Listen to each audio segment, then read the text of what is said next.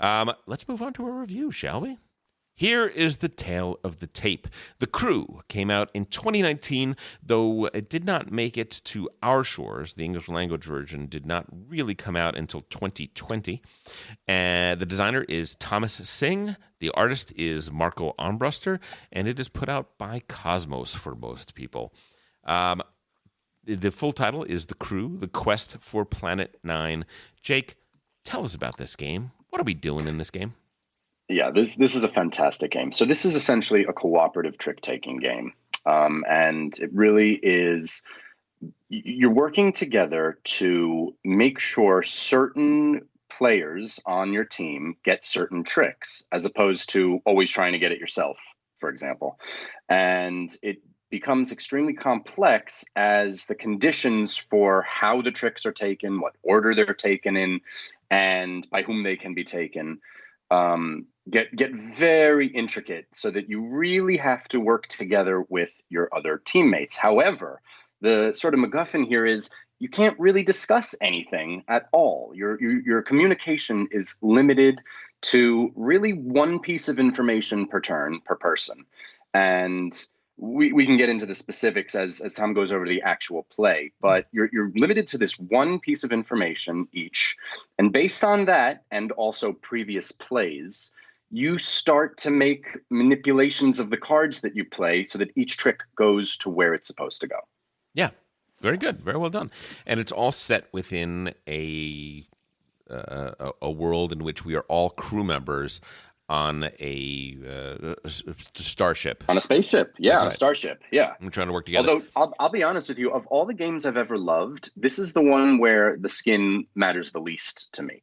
It does. Like, it's super thin, It really right? is erroneous. It's cool. It's fine. I love, the idea is cool, but you don't need it. And I'm usually someone who needs it. You know what I mean? To get into it. But this one is so well designed and so simple that you could just do it with, the color-coded cards. It doesn't need a little narrative for me. Yeah. Though I will say that in our last play, it was rather fun. When we did poorly, we would demote people. We had ranks. Everybody started off with a certain rank, and people would get demoted. Like, well, clearly, Lieutenant, yes. You're ensign now, it's or shipman. The color commentary definitely enlightened. I think at one point I made such a blunder that I ended up being like someone in the brig. I wasn't even on the crew anymore. Oh, it's too funny. It really is good. It's an extremely enjoyable game, and something I'm sure, Tom, you'll get into the specifics of the play and the turn taking and all that. Sure. But something that you said when we played on Game Night really stuck out, which is that of other cooperative games, this is the one that really feels like you can get better as a team the more you play. It doesn't restart from zero. You know what I mean? Exactly. And that stuck with me. I think that's 100% accurate. Yeah, I because there's a communication problem, right? And you have that you can actually learn how to talk to your crew with this limited amount of information that you have, and you can feel the team getting better. Which isn't always the way, right? Listen, for sure. A lot of cooperative games, the problem is the alpha player problem. The alpha player problem basically being, we're all working together. One person can say, okay, you should do this and you should do that. And then this other guy, you should do this third thing. And essentially, there's one person playing the game at that point. Yeah. Once you have... No, this is a truly cooperative game. No joke. Yeah, because you cannot do that. Because there's only a tiny little piece of information that you're allowed to communicate and the rest you can't. So, in some ways, this might be one of the ultimate... gateway games for people, because absolutely because everybody knows how to play card games. Virtually everybody knows trick-taking games, right? I mean, hearts, of one spades, form or another. There's so many. There's so many of them, right? And essentially, that's all this is. The difference being that most trick-taking games are competitive, and this one is collaborative. This one is we are cooperative. We're working together to do the same thing. Now, how does that work? Do you want to I was going to say, do you want to give us an example of a turn? I'm absolutely going to do that. That's exactly where I'm going here. So, in a game like Tichu, you are trying to get as many point cards as you can, the tens, the fives, and so on and so forth in a given round, or you're trying to go out first, be the first person without cards, and teach you that is another way to potentially score a lot of points. In games like Hearts, and so on and so forth, there are definitely points to be scored, but there's also some of that going on in this game. Because it is cooperative and no one is trying to get out before each other, and there is no such thing as if I get points that they're not shared with the team. In this one, there are conditions that are flipped up each round, and not flipped up, but actually what you're doing is you're going through a series of missions in the game book. The game book has, I believe, 50 missions for you to play. Plus, I think 10 that are the training missions, or maybe it's 50 all total, including that. And they start off really, really simple. Like the first mission, all that happens is that the captain for this team, and the captain is whoever has the 4 rocket. So that's the highest trump card in the game. Whoever has the only trump cards in the game, right? It's Correct. Just those 4 color suits and then the rocket suit. 4 rockets, exactly, yes, but the highest of the rockets. And when you have that card, it means that I am going to be playing the first card in the game. And it also means that I am going to have the first pick of the objective cards that are out in front of us, or the objectives that are in front of us. So in our case, it was the purple, let's say the blue 2. So the blue 2 comes in front of me, and all that means is that in order for us to win this round, all we have to do is make sure that I win the trick that has the blue 2 in it. That's it. Exactly. That's it. That's now, it. If I have the blue 9, because each suit of 4 colored suits has cards numbered from 1 to 9, and then there is a 5th suit, which, as Jake mentioned, is the trump suit, which is rockets. And there's 1, 2, 3, and 4 in rockets, and that's it. So it's just a very small suit. If I have the 9 of blue, I could lead the 9 blue. And then if somebody else has the 2 blue, they can throw out the 2 blue, because you always have to follow the color if you can. They could throw out the 2 and blue. As in other trump games, the highest card takes the trick. Correct. I take the trick. Guess what? One hand, and that's over, right? That's what it's ultra. We had many simple. turns where we didn't play all our cards because we didn't need to. Exactly. But then it starts getting more complicated. Suddenly we have 2 objectives, 3 objectives. I have to choose only one of these 3 objectives. What if all 3 of the objectives in one case were yellow? And I have to go first, and I only have 1 yellow card. I have a yellow 4, like right in the middle, nothing good to come of this. And I have to pick a yellow objective? What am I going to do? How am I how are we going to win this? Well, the manipulation of the cards becomes much more intricate. Right. And so, like many other card games, what am I going to try to do? I'm going to try and figure out a different way to meet these conditions and to win the game. It's very fascinating. There are other things that can happen in the game, for instance. And now let's talk about communication.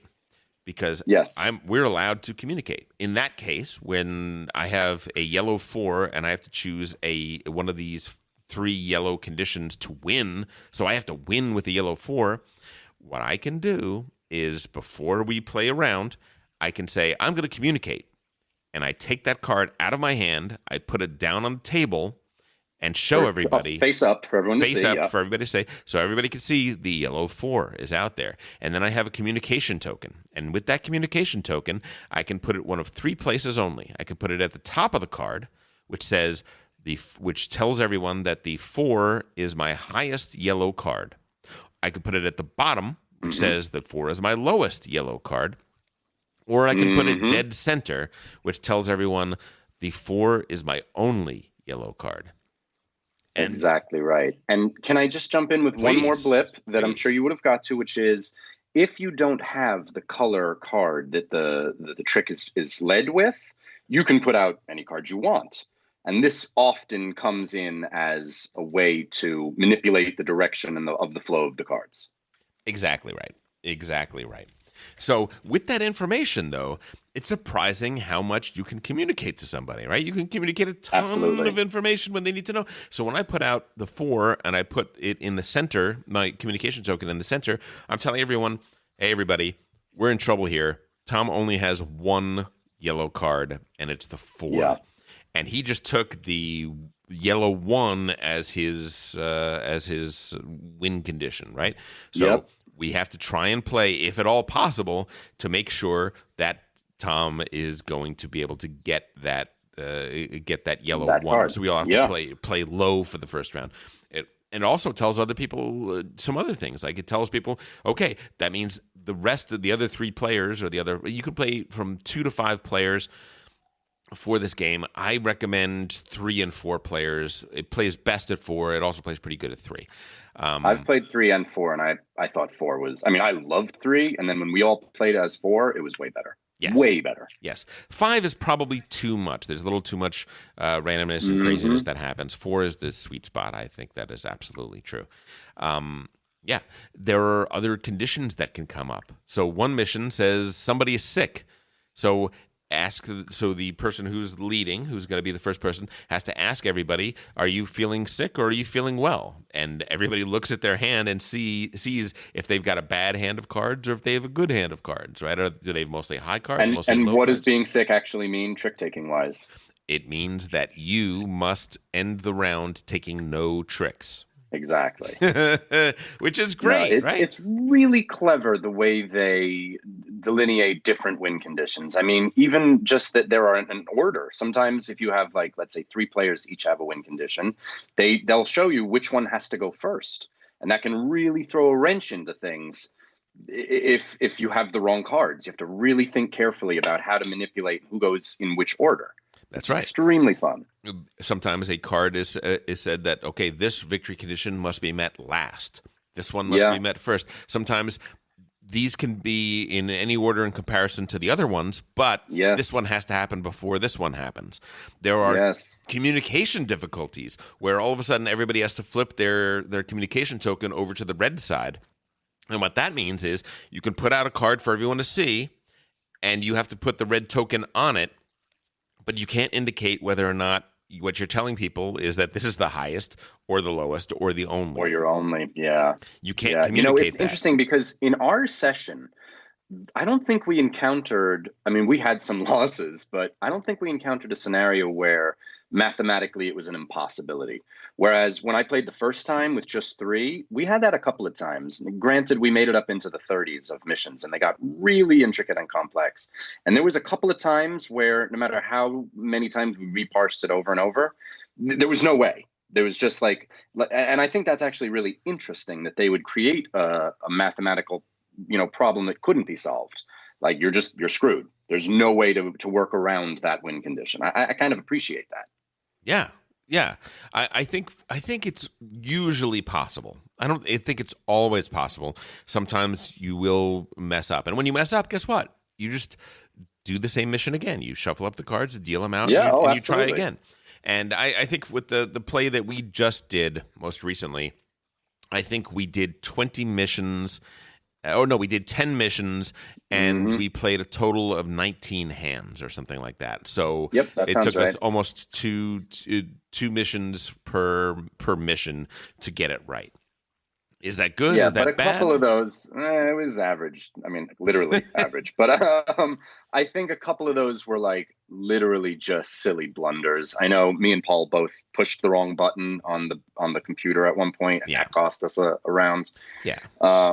And so that's bound to happen, I suppose. But and every single one of us, it was you, me, Paul, and Ben, and everybody messed up at least once. So that's going to happen, right? That's just the way things are. I made a really silly mistake that when it was one of the rounds where there was multiple win conditions and we each had to choose one, and I saw that the card available was a card that I had, but it was such a low card that I did the inverse and I took that. And I just thought, oh, I have that, I'll take that, which is exactly opposite since you can't win with a low card. And it was pretty funny / embarrassing / funny. If you know card games, you understand this game in a heartbeat because as far as trick taking games goes, it's really quite simple. There's It is, no, and you it don't have to builds on know the that. shoulders of every other trick-taking game that Yeah. you've ever played. You don't have to know that, oh, these cards are worth 5 points and these cards are worth 10 points, and if you shoot the Nope. moon, the queen is worth, right? You don't need any of that. Nope, none of that. None of that. It is simply each and every round, here is our mission. Our mission is for us to meet these 3 conditions. This person is going to have to get the red 8. This person is going to have to get the yellow 3. Mm-hmm. And this person has to get the green 2. But the green 2 has to be last, right? You can't get that before the other ones are gotten, and so on and so forth. It was pretty cool. And I liked how, even though each person can only indicate one piece of information, how much it amplifies and multiplies when 2 people give us some information.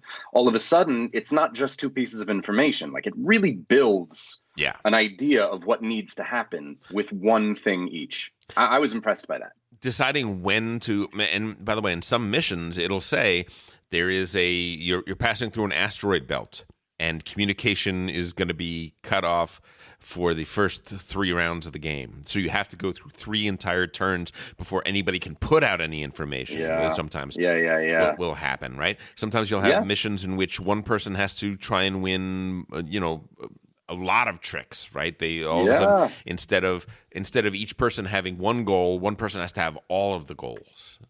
Sure. And knowing when to communicate is as much a piece of information as what you communicate, because as your hand shifts around and changes as you play cards, it changes what you need to say.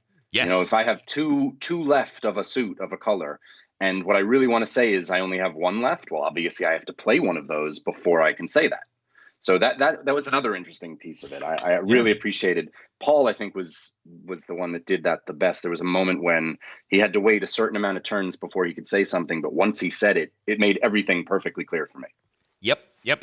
And and you are forbidden from creating your own way of communicating. You must like communicate wink, within the rules pull of the my game. earlobe. Well, no, for instance, if I have the 8, 7, 5, and 3 of yellow, I cannot communicate anything with the 5 because it's not the highest, it's not the lowest, and it's not the only. Yeah. So I can't communicate that in any way. The game won't even let you put it out there and let people come up with their own. That's right. That's a good note. Their own rule, which is interesting. However, what that does mean is, okay, so let's talk about the pros and the cons, right? Okay. I think that this is a great game to bring people into the hobby. I think it is an amazing game, and here are some of the advantages. First, very fast game. A round of the game can take a minute. It can take 3 minutes, maybe 5 minutes is the absolute most a single round will ever take if everybody is super, super thinky. But it goes very, very quickly. Second thing, cooperative. Nobody loses. Everybody feels good when you successfully do it. And everybody commiserates with how they could have done better when they don't. But for the most part, it is a feel-good game because you are getting better and you're working together. And you feel like a crew. You really do feel like a crew. You do. You do. Number 3, super easy to learn. Oh, absolutely. I'd give it a 10. I'd give it a 10 out of 10 as easy to learn. 3-minute teach, right? That's basically it. If that. Right. Number 4, it is familiar. Trick-taking games, card games. People know it. People can do it. Advantage number 5, it's portable. Super small box. Just carry it around with you. Take it with you wherever you go. Play it on cards. Play it on picnic tables and so on and so forth. Right. All of these things really. And advantage number 6 is it gives good feels. It is fun. When you mess up, everyone's like, what did you do? Why did you kill us all? Right? When you succeed, it's like, yeah, dude, that was an amazing play. When you communicated that thing later on and I finally got it, I put it together. Number 7, it's got a deduction aspect to it where you have to figure out what is this person telling me, and the deduction can be a tremendously satisfying experience to have, right? Because it makes you feel good that you figured out a puzzle in your own mind and that you helped the entire team. All of those huge pluses. There are a few minuses though, right? So minus number 1 is that everything I'm describing is kind of almost like a party game, right? Super easy to understand. Everybody's sort of playing together. You're mostly playing for fun and you're playing for a mutual challenge, but nobody's playing to win, right? All of that sounds a lot like a party game in a lot of ways, right? The problem is that communication in this game is restricted. You are not supposed to talk in the game. You are not supposed to talk in any way. You're not supposed to be able to say, for instance, Jake would often say, this is going to be a real hard one. Like, no, Jake, bad Jake. That's why you were put in the brig, because you're not allowed to do that, because that gives us a lot of information. That tells us a lot of things, right? Like all of a sudden we have to watch out. Okay, so Jake's going to be a problem. We have to help out Jake. We shouldn't know that. We should not know that going into it. And that could be a problem for people, right? I mean, it is hard to not say anything, and paradoxically, is it a great experience when you're playing a game and you're restricted from talking about the game that you're playing? Now you can talk about anything else, but a lot of people can't multitask like that, right? You can't be talking about about the weather or the potato salad or this or that or the other thing while you're playing a game, which is actually quite challenging mentally. Yeah, it is. Well, we had an interesting discussion about our favorite cheeses at one point. So there you go. That's exactly what we did. Yeah, we're like, so we're playing online. No, but with I hear you. It is weird as like a party game to ask people to sit down and just be quiet. That is a little weird. Yeah, Hanabi is a game that has a lot of similarities with this game, and that is another game in which you're not allowed to talk, really. Because anything you say can be giving away information, that the bubble of the game is broken, right? You're cheating by communicating almost anything.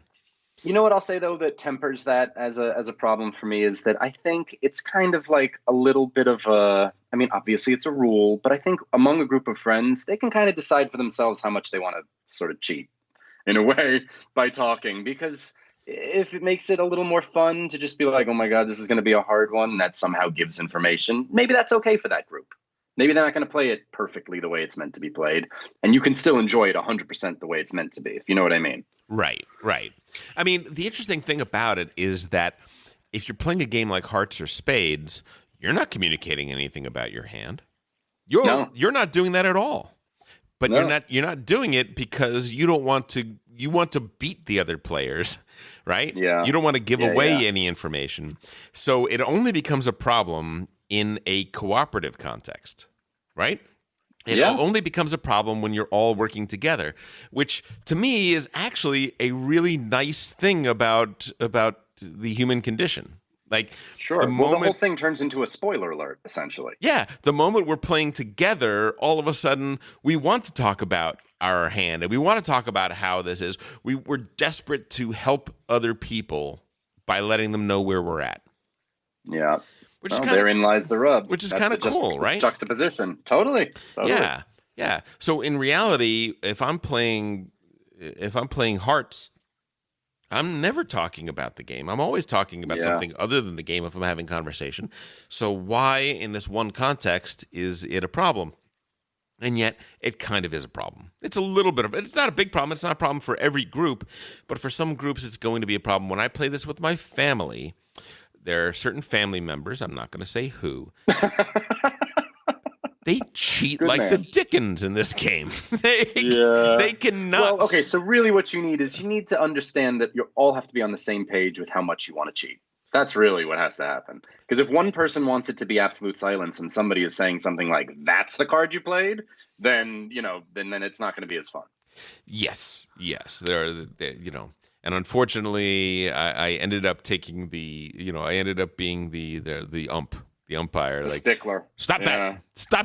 Don't do that. You shut your mouth. Can't do that. Talking to me. Well, because listen, at a certain point, kills it. I get it. At a certain point, the cheating breaks the game, right? All of a sudden, absolutely, you can push it to a place where then you're not really playing, right? Why even play? We're going to win every time if we keep doing this, right? There's no challenge to it, right? Correct. So you're right. There is that. Good job not naming any names, by the way. Well, we try. Hey, snitches get stitches. Snitches, the national no snitching policy is still very much in effect. We must Absolutely. keep that in mind. Great game. I love this game, and I loved playing it with you, and I hope we can play it again soon. Like, that's one that I would literally be like, hey, who's got time? Let's jump in and play that one. Yeah, and for me,